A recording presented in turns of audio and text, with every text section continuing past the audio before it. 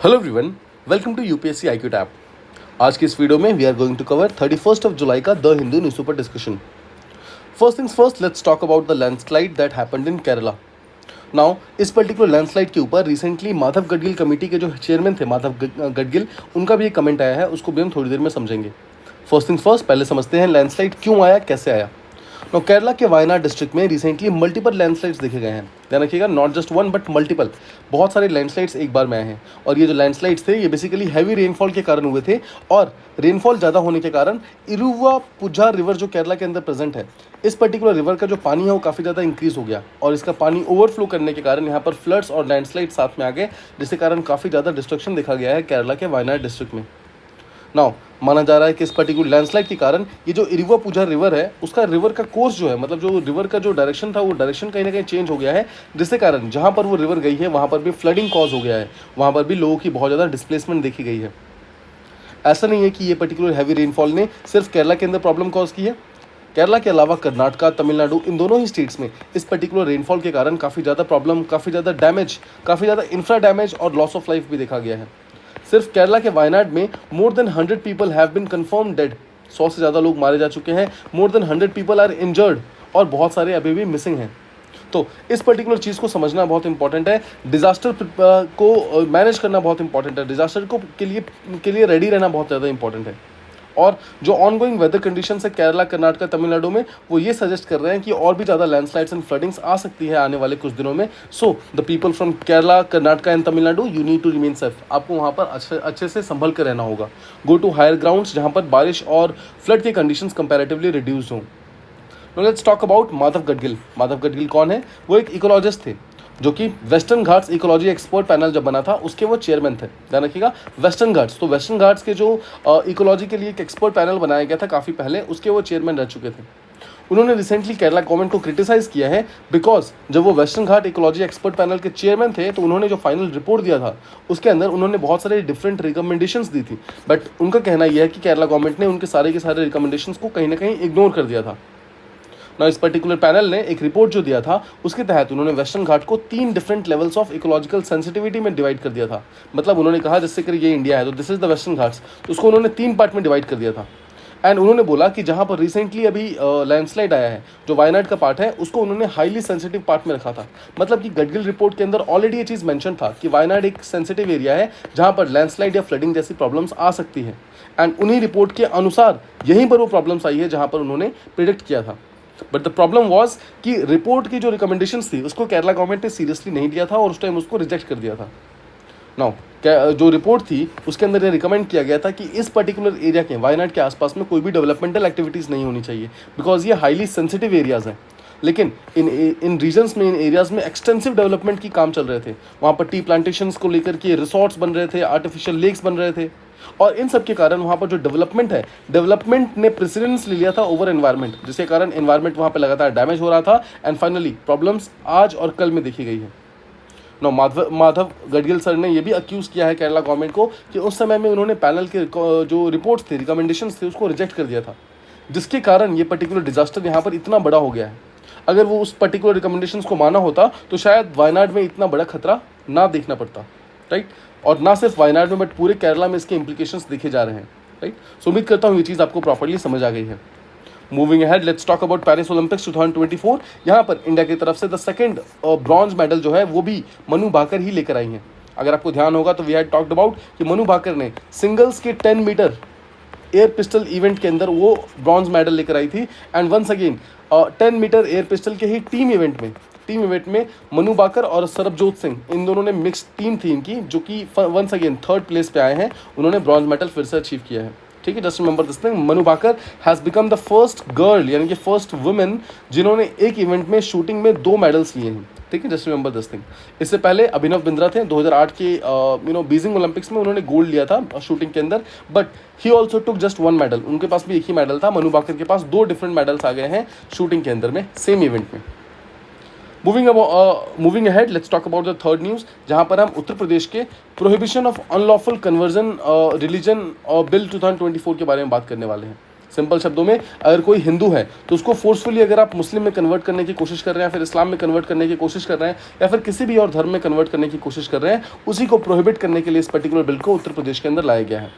तो ये बिल तो ऑलरेडी 2023 में आ गया था, बट उसी बिल को भी रिसेंटली अमेंड किया गया है, और इस अमेंडमेंट के थ्रू जो मैक्सिमम पनिशमेंट जो पहले 10 साल की थी उसको इंक्रीज करके लाइफ सेंटेंस कर दिया गया है, मतलब 20 ईयर्स, आजीवन कारावास। इस पर्टिकुलर कोई भी अगर कन्वर्ट करने की कोशिश करता है किसी भी हिंदू फैमिली को अनलॉफुली, तो वहाँ पर उस पर्टिकुलर पर्सन को 20 साल की आजीवन कारावास की सज़ा हो सकती है। ठीक है, बेसिकली थ्रू मैरिज। बहुत सारे केसेस उत्तर प्रदेश में देखे गए थे जहाँ पर एक पर्टिकुलर मुस्लिम जो बॉय है उसके तरफ से एक हिंदू गर्ल को कन्वर्ट कराने की काफ़ी ज़्यादा कोशिश की जाती है। Now this was basically the problem जिसको सॉल्व करने के लिए उत्तर प्रदेश में ये पर्टिकुलर चीज़ को लाया गया था। ये जो अमेंडमेंट बिल है ये बेसिकली इस पर्टिकुलर ऑफेंस को थोड़ा सा और डिटेल में डिफाइन करता है। वो बोलता है कि अगर कन्वर्ट कराना जरूरी नहीं है, अगर कोई पर्सन थ्रेटनिंग भी कर रहा है, थ्रेटन भी कर रहा है, मतलब धमकी दे रहा है कन्वर्ट कराने की, या फिर अटैक कर रहा है, या फिर कंस्पायर कर रहा है, मतलब कोई आपके अगेंस्ट प्लानिंग कर रहा है कि अगर आपको कन्वर्ट कराना चाहता है, स्पेशली वुमेन्स, माइनर्स, या फिर कोई वल्नरेबल इंडिविजुअल्स है, तो वहाँ पर उसको मोस्ट सीरियस कैटेगरी में माना जाएगा और उसको आजीवन कारावास मिल सकता है। इसके अलावा अगर पर्सन कोई एक पर्टिकुलर पर्सन है, मान लो उसके साथ कन्वर्जन नहीं हुआ है, बट उसने अगर किसी और का कन्वर्जन होते हुए देखा है, तो कोई दूसरा पर्सन भी आकर वहाँ पर FIR फाइल कर सकता है। सिंपल शब्दों में कहें तो जो अक्यूज है, मतलब जिसके साथ वो कन्वर्जन हुआ है, उसको खुद जाने की जरूरत नहीं है पुलिस स्टेशन, उसके बिना पे कोई और पर्सन भी जाकर वहाँ पर FIR फाइल करवा सकता है। 2021 के एक्ट, जो पहले जो एक्ट आया था उसके अंदर ये बोला गया था कि जो विक्टिम है, मतलब जिसको कन्वर्ट कराने की कोशिश की है, विक्टिम या फिर उसकी फैमिली का वहाँ पर होना जरूरी है जब वो कंप्लेन फाइल की जाए। बट इस पर्टिकुलर चीज़ को भी हटा दिया गया है, बोला है कोई दूसरा पर्सन भी यहाँ पर जाकर FIR फाइल करवा सकता है। इसके अलावा अगर कोई भी अनलॉफुल कन्वर्जन की कोई भी केसेस होते हैं तो उसको सुनने के लिए प्रॉपर सेशन कोर्ट्स बनाए गए हैं। बोला सेशन कोर्ट्स बनाए जाएंगे और बेल तब तक नहीं दिया जाएगा जब तक पब्लिक प्रोसिक्यूटर यानी कि जो गवर्नमेंट की तरफ से फाइट कर रहा है उसको बोलने का पूरा मौका ना दिया जाए। इसके अलावा जितने भी इस पर्टिकुलर बिल के अंदर जितने भी इवेंट है वो सारे के सारे नॉन अवेलेबल हैं, जिनके ऊपर जमानत नहीं मिल सकती है। ठीक है, सो उम्मीद करता हूँ ये चीज़ आपको प्रॉपर्ली समझ आ गई। इसको आप यहाँ पर केस स्टडी के अंदर इस्तेमाल कर सकते हैं, राइट। सेक्युलरिज्म वाला केस जहाँ पर भी आएगा, यहाँ पर फोर्स कन्वर्जन वाला चीज़ आएगा, वहाँ पर आप इन चीज़ों को डायरेक्टली कोट कर सकते हैं। Let's talk about the next news, जहाँ पर हम मेतूर डैम के बारे में बात करने वाले हैं। मेतूर डैम तमिलनाडु के अंदर प्रेजेंट है, जहाँ पर जैसा मैंने आपको पहले बताया केरला के अंदर बारिश काफ़ी तेज आई है, उसके कारण कर्नाटका और तमिलनाडु में भी जो बारिश तेज आई है यहाँ पर भी काफ़ी सारे इंपैक्ट देखे गए हैं। सो तमिलनाडु में जो मेतूर डैम है वो बेसिकली बारिश के पानी के कारण अपनी कैपेसिटी फुल हो चुका है, और जो वहाँ के एक्सपर्ट्स वगैरह हैं, जो चीफ मिनिस्टर है, वो भी यहाँ पर कह रहे हैं कि पोटेंशियल फ्लडिंग के कॉजेस हो सकते हैं अगर उस पर्टिकुलर पानी को सही तरीके से इस्तेमाल करके डैम को कम से कम मतलब पानी के साथ नहीं रखा गया, मतलब डैम को हल्का नहीं किया गया, तो आसपास के एरिया में फ्लडिंग हो सकती है अगर ओवरफ्लो हो गया डैम से। तो ठीक है, सो ये भी यहाँ पर एक प्रॉब्लम है। मेतूर डैम आपको पता होना चाहिए, मेतूर डैम तमिलनाडु के अंदर प्रेजेंट है। इसके अलावा let's talk about west Pakistan से जो रेफ्यूजीज इंडिया में आए हैं। वेस्ट पाकिस्तान देखो, दिस इज इंडिया, ठीक है, this is India Himalayas. No ये वाला पार्ट अगर आप देखोगे ना तो दिस इज पाकिस्तान और दिस इज यहाँ पर बांग्लादेश। नो पाकिस्तान को, जो पाकिस्तान वाला पार्ट है उसको वेस्ट पाकिस्तान बोलते हैं और इसको पहले ईस्ट पाकिस्तान बोला जाता था। इसी ईस्ट पाकिस्तान को जब इंडिया ने आज़ाद करवाया 1971 में, तो इट बिकेम बांग्लादेश और ईस्ट पाकिस्तान यहाँ पर खत्म हो गया। ठीक है, अब ये वेस्ट पाकिस्तान जो रह गया है, यहाँ से बहुत सारे लोग जो है वो इंडिया की तरफ आ गए थे एज अ माइग्रेंट्स की तरह जब आ गए तो भारत में रहने लगे, लेकिन भारत में उनको प्रॉपर राइट्स नहीं मिलते थे बिकॉज वो पाकिस्तान से आए हुए थे। तो रिसेंटली क्या हुआ है, जम्मू कश्मीर के जो लेफ्टिनेंट गवर्नर हैं मनोज सिन्हा सर, उन्होंने रिसेंटली ये अलाउ कर दिया, मतलब अप्रूव कर दिया है कि जो भी पर्सन वेस्ट पाकिस्तान का जो रेफ्यूजी है जो कि जम्मू कश्मीर में रह रहा है, उसके पास स्टेट में यानी कि जम्मू कश्मीर में ओनरशिप राइट्स है लैंड के लिए, मतलब वो अब चाहे तो यहाँ पर लैंड खरीद सकते हैं। आई होप आप सिंपल शब्दों में समझ गए। सिंपल शब्दों में दोबारा समझाऊं तो जम्मू कश्मीर के अंदर ऐसे लोग जो रह रहे हैं जो कि वेस्ट पाकिस्तान से आए थे, मतलब करंट पाकिस्तान से आए थे, उनको पहले कोई भी राइट्स नहीं थे, अभी उनको लैंड खरीदने के राइट्स वगैरह दे दिए गए हैं। नाउ बहुत सारे थाउजेंड्स ऑफ रेफ्यूजीज जो वहाँ पर रह रहे हैं, स्पेशली जम्मू के आसपास रह रहे हैं, उन सबको पहले जो लैंड को ओन करने की जो पावर नहीं थी, वो सारी की सारी पावर अब उनको दे दी गई है। नाउ अगस्त 2019 में जब आर्टिकल 370 को एब्रोगेट किया गया था, हटाया गया था, तो उसके बाद से बहुत सारे सोशल एंड इकोनॉमिक चेंजेस वगैरह वहाँ पे किए जा रहे हैं, तो ताकि वहाँ के जो लोग हैं उनको धीरे धीरे इंटीग्रेट कर सकें मेनलैंड इंडिया में। तो उसी पर्टिकुलर जो स्टेप्स हैं उसी के अंदर पहले ये किया गया था कि जो वहाँ के रेफ्यूजीज़ हैं उनको डोमिसाइल राइट्स दिया गया था, मतलब उनको जम्मू कश्मीर का मान लिया गया था। ये माना गया था कि कोई पर्सन जो पाकिस्तान से भाग कर इंडिया में आ गया है वो अब इंडियन हो गया, ये मतलब उनको डोमिसाइल राइट्स मिल गया। और सेकेंड चीज़ अभी क्या है, लैंड खरीदने के राइट्स भी उनको दे दिए गए हैं रिसेंटली। ठीक है। इसके अलावा एक चीज़ ये भी है कि अगर आप हिस्टोरिकली देखो तो वेस्ट पाकिस्तान के जो रेफ्यूजीज़ थे उनको बहुत सारे चैलेंजेस वगैरह होते थे, उनको लैंड ओनरशिप नहीं अलाउड था, राइट, जब वो 1947 में वो पाकिस्तान से इंडिया आए थे। ठीक है। इसके अलावा जो 1965-1971 में जो पाकिस्तान के साथ वॉर हुआ था इंडिया का, उसके बाद भी पाकिस्तान ऑक्यूपाइड कश्मीर POK से बहुत सारे लोग इंडिया में आ गए थे, इनको भी प्रॉपर राइट्स वगैरह नहीं मिलते थे। बट जो रिसेंट डिसीजन लिया गया है उसमें उसके तहत ये सारे के सारे लोग जो हैं वो लैंड खरीद सकते हैं। कोई भी ऐसा पर्सन जो वेस्ट पाकिस्तान से रेफ्यूजी की तरह आया था वो बेसिकली लैंड खरीद सकता है जम्मू कश्मीर के अंदर। ठीक है, ध्यान रखिएगा। तो ऑब्वियसली ये गवर्नमेंट की कमिटमेंट को शो कर रहा है कि किस तरीके से जितने भी कम्युनिटीज़ हैं उनको वो इंटीग्रेट करना चाहता है और उस एरिया की सोशो इकोनॉमिक लाइफ जो है उसको और ज़्यादा बेटर करने की कोशिश कर रहा है। ठीक है, सो उम्मीद करता हूँ ये चीज़ आपको समझ आ गई। Let's talk about editorial now, जहाँ पर बात की जा रही है कि किस तरीके से जो ओपन इकोसिस्टम्स है उस ओपन इकोसिस्टम में जब हम ट्री प्लांटेशन करते हैं, मतलब पेड़ लगाते हैं, तो उसके कारण एक्चुअली वो प्रॉब्लम और ज़्यादा इंक्रीज़ कर देता है। देखो, ट्रीज़ लगाना अच्छी बात है, बट ट्रीज़ को बिना देखे, रीजन को बिना समझे लगाना that is not correct. Now normally अगर आप ट्री कवर को इंक्रीज़ करते हैं तो वो बायोडाइवर्सिटी के लिए एक पॉजिटिव चीज़ मानी जाती है, वो क्लाइमेट चेंज को फाइट करने के लिए एक पॉजिटिव चीज़ मानी जाती है। लेकिन अगर वही ट्रीज़ आसपास के जो एरियाज है उसके ऊपर इंक्रोच करने लगे तो वो चीज़ सही नहीं है। तो ट्रीज़ कहाँ पे इंक्रोच करते हैं? ट्रीज़ इंक्रोच करते हैं अगर उनको सवानाज या फिर किसी भी टाइप के ग्रासलैंड्स में लगाया जाए तो। ध्यान रखिएगा, ग्रासलैंड में जो मेजर स्पीसीज होती है वो ग्रास होती है, नॉट द ट्रीज़ नहीं होते हैं, वो ग्रास होते हैं। तो ग्रासलैंड्स में सिर्फ ग्रास ही सर्वाइव कर सकते हैं। अगर वहाँ पे आप ट्रीज़ लगा दोगे तो वहाँ के जो डोमिनेंट स्पीसीज ग्रास है वो वहाँ पर बेसिकली मरना स्टार्ट कर देंगे।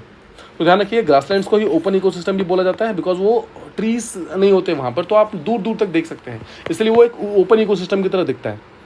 तो उम्मीद करता हूँ आपको ये चीज़ समझ आ गई कि जहाँ पर भी ग्रासलैंड्स है वहाँ पर कभी भी ट्रीज़ नहीं लगाने होते हैं। अगर आप वहाँ पर ट्रीज़ लगाएंगे तो ग्रासलैंड के जो ग्रास है, जो मेजर स्पीसीज है वहाँ की, वो कहीं ना कहीं मर जाएंगे वहाँ पे। नाउ एक रिसेंटली स्टडी को पब्लिश किया गया है ग्लोबल चेंज बायोलॉजी नाम की एक मैगजीन के अंदर, जिसके तहत ये बोला गया है कि अफ्रीका में जो सवानास है वहाँ पर बहुत सारे जो ग्रासलैंड्स हैं उस ग्रासलैंड में बहुत सारे ट्रीज़ लगाने की कोशिश की गई है, जिसके कारण वहाँ पर जो बर्ड्स की पॉपुलेशन है वो डिक्रीज़ हो गई है। ऐसा क्यों? देखो, बर्ड्स का नेचुरल हैबिटेट होता है ग्रासलैंड्स, और ग्रासलैंड्स में ग्रासेस होती हैं। तो अगर आप ग्रासलैंड्स के हटा करके वहाँ पर ट्रीज़ लगा दोगे ऑब्वियसली तो बर्ड्स की जो नेचुरल हैबिटेट है वो खत्म हो जाएगी। तो यहाँ पर देखा गया है 20% से ज़्यादा बर्ड्स की पॉपुलेशन में डिक्लाइन हो गया है सवाना ग्रासलैंड्स में जो अफ्रीका के अंदर प्रेजेंट है।